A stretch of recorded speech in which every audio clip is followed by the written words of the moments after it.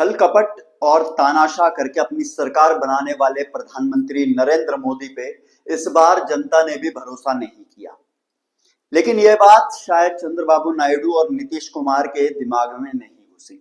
उन्होंने फिर भी प्रधानमंत्री नरेंद्र मोदी पे भरोसा किया और नतीजा ये निकला कि दोनों को मुंह की खानी पड़ी।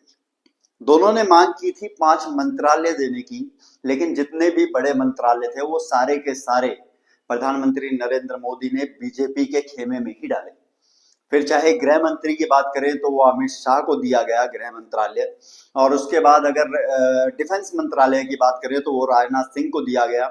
सड़क व परिवहन मंत्रालय की बात करें तो वो नितिन गडकरी को दिया गया।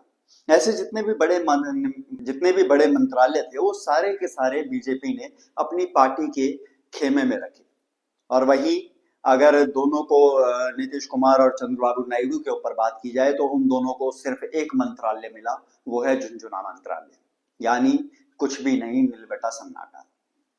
इन सब चीजों को देखने के बाद ये डिमांड काफी तेज कर दी है चंद्रबाबू नायडू ने कि उन्हें किसी भी तरह से लोकसभा के स्पीकर का पद चाहिए, और ये पद बीजेपी भी छोड़ने को तैयार नहीं है, यानी नरेंद्र मोदी भी छोड़ने को तैयार नहीं है।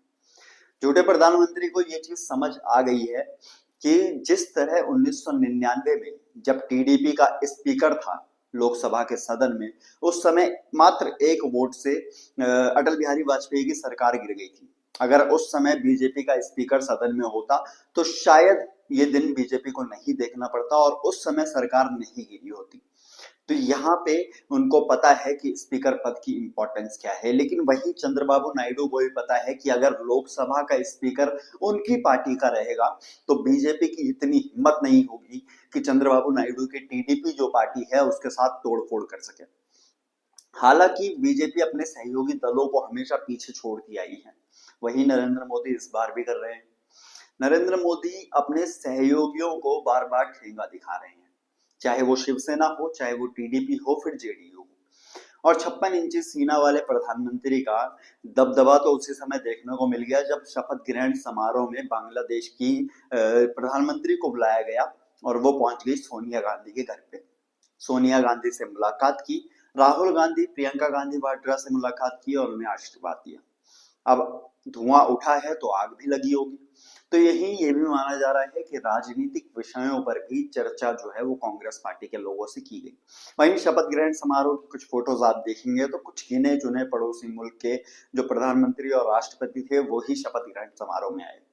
जो गोदी मीडिया डंका पीटता रहता है कि प्रधानमंत्री नरेंद्र मोदी की विदेश में बहुत वाहवाही है, बहुत लोकप्रियता है, वो अब देखने को नहीं मिल पा रही है। यानी मोदी का जो जादू था वो अब पूरी तरह से खत्म हो गया है। आपका इन सब मामले में क्या कहना है जरूर बताना। मैं रोहित पटवार, धन्यवाद।